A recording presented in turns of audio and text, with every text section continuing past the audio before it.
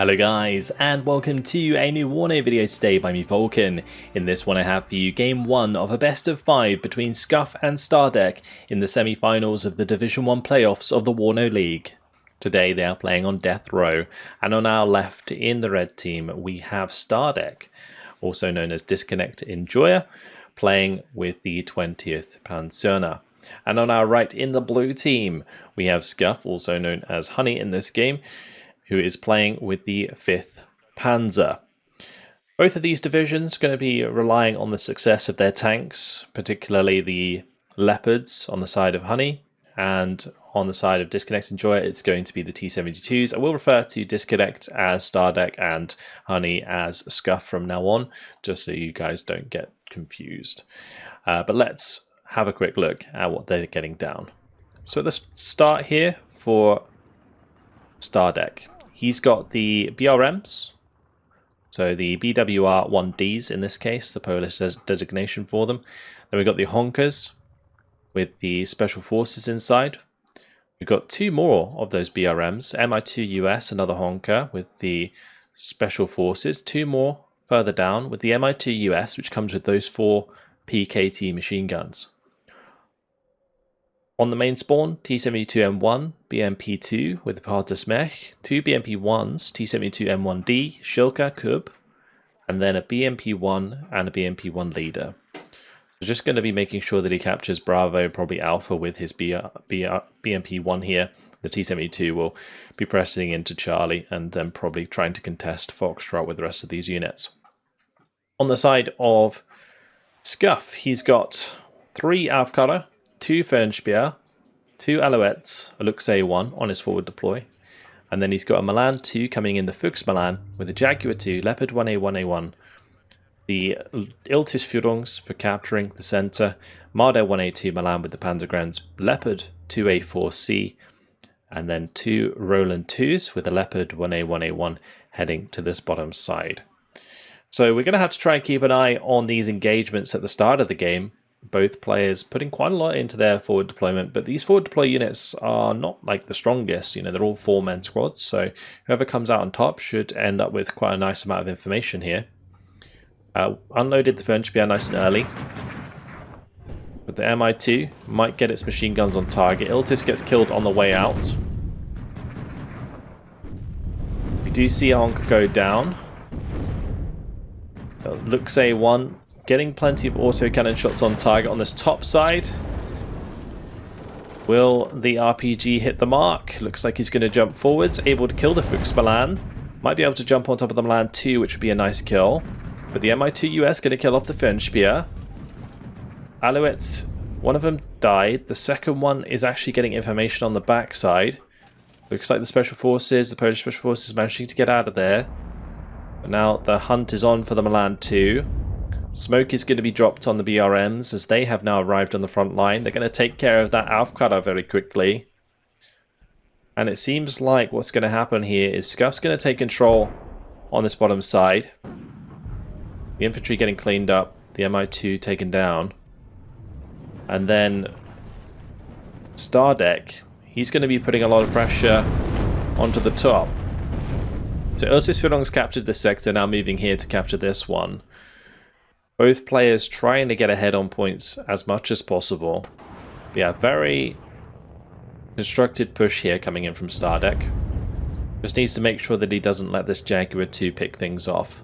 Or the Leopard 1A1A1 for that matter, that could quite easily kill the BRMs. But T-72M1 does a lot of damage to the Leopard 1. The T-72M1D gets the shot onto the Jaguar 2, and he's going to try and hunt it down, but the Aufkara is going to stop him in his tracks. Oh, the side shot there coming through takes the T-72 down dangerously low.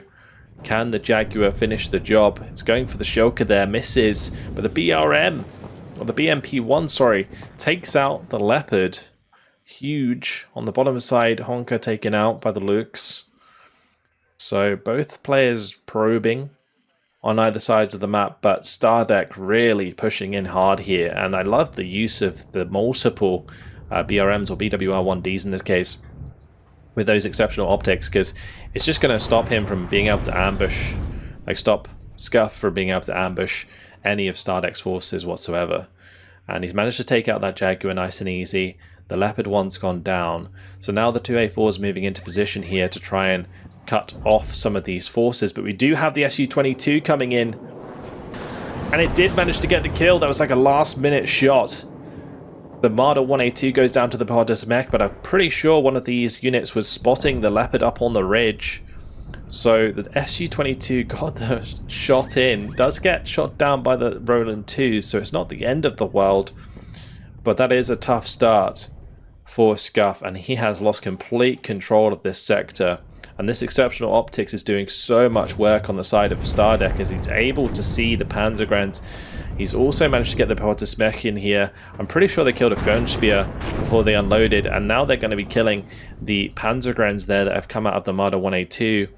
So Scuff's infantry not making any ground, but the Leopard 2A3 getting a kill or two in, taking out some of this exceptional optics. The Leopard 1, however, does get engine incendiary and taken down very, very low. F4F hanging about. Not too sure what this investment's for. Maybe just covering his Tornado IDS that's coming in for the T-72M on the bottom side. I find this priority interesting. You know, he's under a lot of threat on the top side. Surely that would be useful there. But the bailout from the T-72M1 onto the Leopard 2A3. The Leopard 1 goes down. The 2A3 is not long for this world. The cluster doesn't finish off the T-72M on the bottom side. And he gets hit on the cub by the way out. Oh, the BRM coming forwards there with the T-72 finishing things off, and Scuff is actually going to throw in the towel very early on in this match. I mean, yeah, he got a little tilted there, I think, by those Leopard losses. Like, the Su-22 was not aiming at it, but then the BRM must have saw it at the last minute. The AT hits the mark like perfectly, and then the bailout on the second one, that puts him so far behind. And you can see after 5 minutes it's already a 2-1 KD with 1,445 kills to 720 losses. Scuff, he knows it's a best of 5, so he's just going to leave this game behind and hopefully bring things back in the next one, which we're going to be seeing shortly. As what I'll do, guys, is we'll just move straight on to the next one in this video. So there's the kills and losses if you're interested, but I'll see you guys in the next game. Welcome to game 2 of this best of 5 between Scuff and Stardekk in the semi-finals of the Division 1 playoffs of the WARNO League. In this one, they are playing on Two Lakes Duel, and on our left in the red team we have Scuff playing as the 79th Guards, and on our right in the blue we have Stardekk using the 5th Panzer. Interesting to see that Stardekk has chosen the 5th Panzer, maybe trying to show Scuff how it's done after what was a very short game 1. But Scuff going to have a bee in his bonnet and is going to want to show what he's made of in game 2. So I'm excited to see how this one plays out. Let's have a look at what's going down. So Scuff here, also known as Honey in this game, is playing with 2 Spetsnaz at the start, 2 Mi-2s, the BMP-2 with the Motorazvedka. Really big fan of this combination. Like, you've got the very good optics on your infantry, and then you've got the good optics on the BMP-2, which really allows it to spot and kill its own targets. We've got the BRDM-2U and the BMP-2 with the Motostrauki. That's going to make sure to capture Sign up here. And then we see the Mi-24V at the start with 2 OSAs, T-80BV, BMP-2, BRDM-2U. So he's hoping that his tank combination of the T-80BV with the OSAs works out better than his Leopards with his Rolands. Let's go over to the side of Stardekk. He's going to be starting off with the Fernspeer. So he's got 2 of those. He's got 2 Alouettes. He's got the Avkada. He's got 2 Lux A1s. Marder 1A2 Milan on the bottom side with the Panzergrens. And then further back, we see the Leopard 2A4C, Roland 3, 2 Marder 1A2 Milans with Panzergrens, and an Iltis Führungs that's going to be running around capturing all the flags. We also see 2 F4F rocket planes coming out.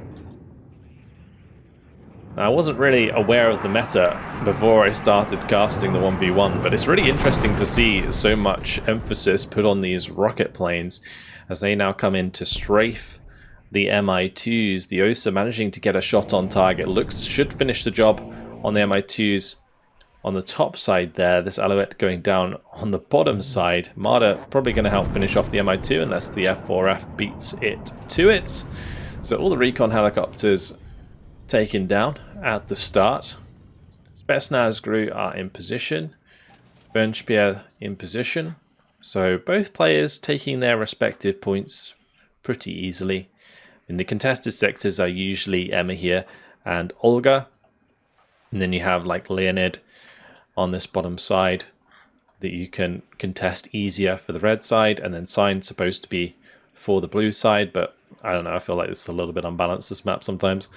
Regardless, Alouette's going to find the BMP-2 there and the Monostrelki. The F4F then tries to capitalize by getting some Zunis on target, but only does 1 damage to that Monostrelki squad. But all the while, these units are continuing to move forwards, and I guess that is the use of these helicopters that are just scouting the way for the rest of the recon to move as far up as possible and take positions. But Scuff, with a decent force here on the bottom side, going to be able to put a lot of pressure onto Stardekk. Takes out the Marder 1A2 with the T-80BV very quickly. Spetsnaz have spotted the Fernspier, so they're going to come under fire from the 30mm autocannon of the BMP-2.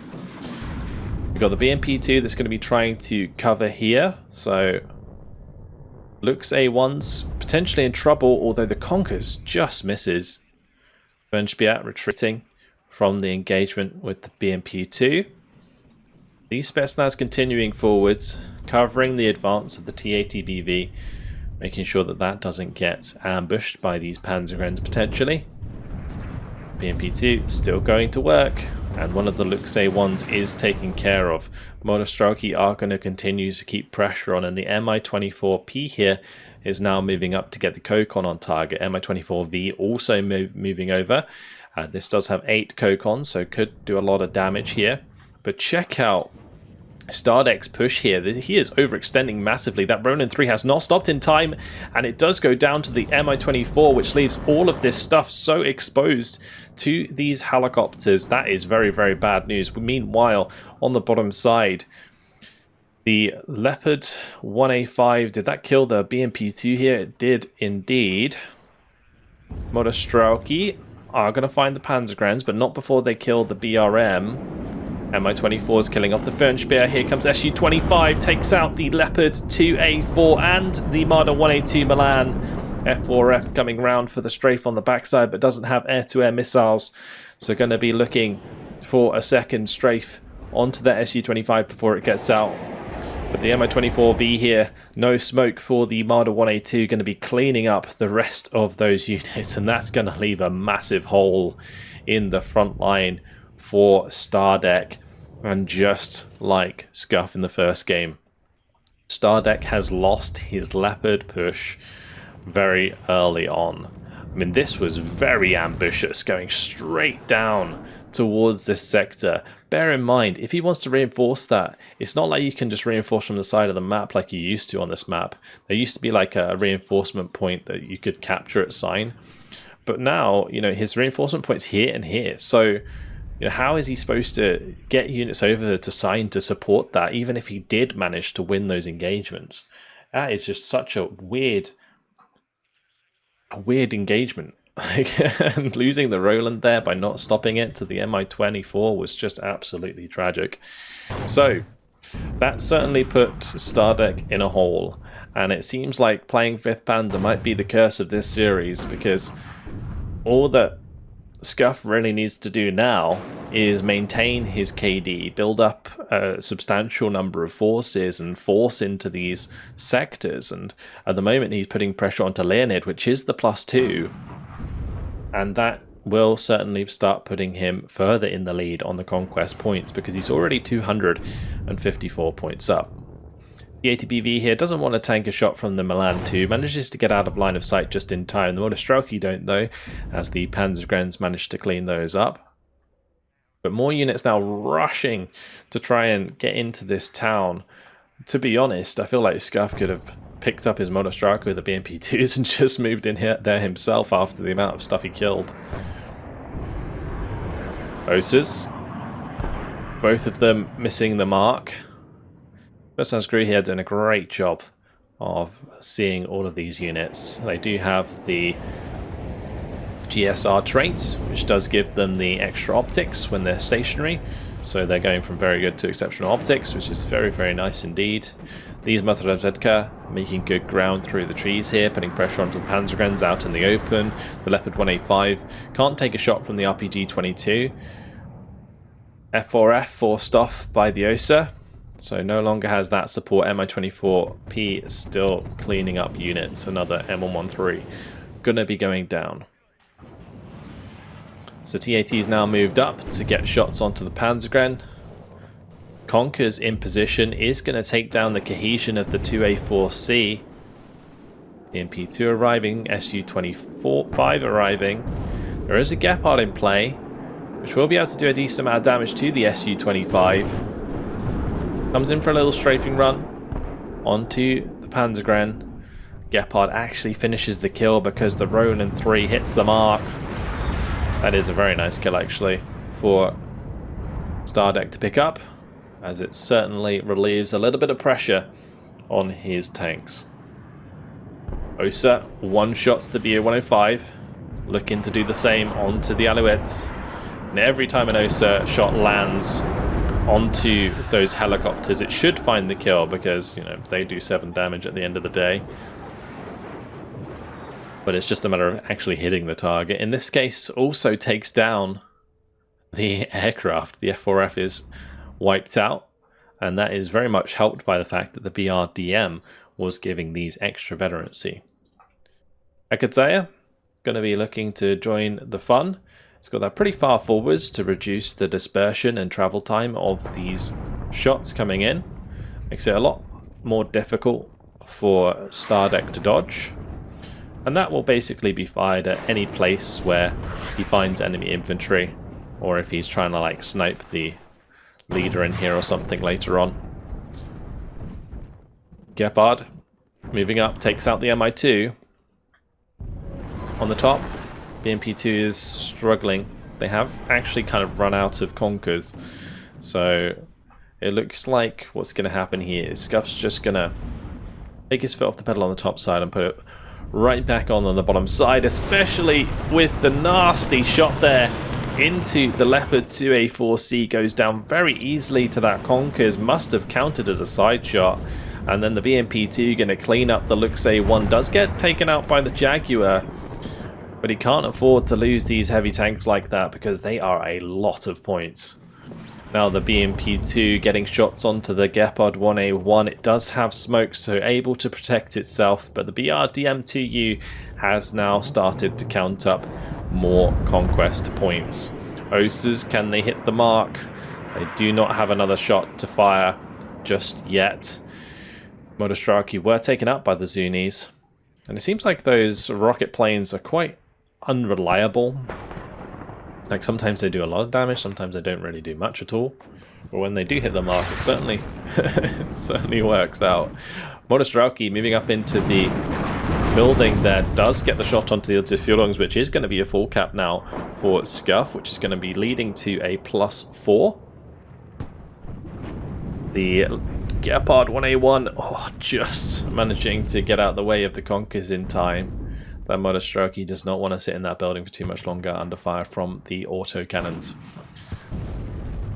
So a +4, pretty big for Scuff. Sitting on the 10-minute victory right now. The ATBV looking for the kills onto the Finchbier, but going to struggle to keep eyes on them because none of the recon can see anything at the moment, especially the Spetsnaz getting smoked off. This smoke, I'm not sure who it's helping really. The T-ATBV can use that to just duck back into cover. It was like a strategy that people used to always do in Wargame, where you always bring a mortar when they bring a tank, so that you can smoke in front of your tank in order to, you know, always have cover that you can dive back into, even against aircraft. So putting the smoke on your enemy in this case, I assume he's just trying to block the use of the Conkers, but it is allowing the T-ATBV to jump forwards and backwards and take advantage of that cover. So New Unterführungs gets into the sector. to help contest while these Panzergrens move forwards. These are 2 vet by default, so they are now 3 vet Panzergrens when they're near enough to the Erlüsserungs, and that is going to be hard for the Monostraki to deal with, especially since they're already so low on health. But Scuff continuing to secure his position here, even bringing up the 100mm AT gun. There it is. The Rapiera being brought up, and that can be real nasty at close range. But Panzergrens getting through these buildings, find the BRDM-2U, and take it down. So no more points for Scuff, as that will now get full capped by Stardekk. Spetsnaz group still going to be tough for the Panzergrens to get through, but these Panzergrens are putting light arms fire onto the Osa. That went down, lowered its cohesion dramatically, but here comes the Mi-24P. All the Panzergrens get out of the building in time. They just about managed to do so. The second set of Panzergrens going to be taking the rest of the rockets. Oh, Fernspeer.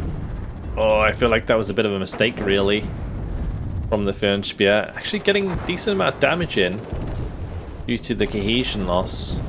Oh, the T-80. Gotta be careful it doesn't show side. The reason I thought that might be a mistake is because you don't want that Fernspeer to die. It could like sneak all the way around, get into a really good position back here. Authorized Vertigo though, can be cleaned up with the help of the Leopards. Leopard 1A5, Leopard 2A4s have arrived. Like the Leopard 2A4, brand new. Braids a shot with the T-80BV. Smokes, comes forward for another go. The T-80BV there was showing side armor. Gets actually picked off by the 1A5 because of that. I thought the Leopard 2A4 would do the job, but the 1A5 hit the mark. Does still have high cohesion. By default, 75% accuracy there with the 2 vet. Really big kill. So what Stardekk can do in this situation is if he can continue to trade favorably against the T-80BVs, then he builds up a massive Leopards and is able to just kind of push through this front line very, very quickly indeed. Mars here trying to finish off the T-80BV, not hitting the mark. Wow, the T-80BV going to be able to getting away from that. Very unlucky actually for Stardekk. So that now being alive might catch Stardekk off guard. He's got to be careful though. If he gets a little too aggressive here, he could be punished very quickly, especially as the smoke goes down and the Conkers engages the 1A5. Gepard and the 2A4 help kill off the Conkers. Gepard's now trying to engage the Mi-24P, but the TO-55 moving forwards and the T-80BV. Smoke for the Gepard, keeping it alive for the time being.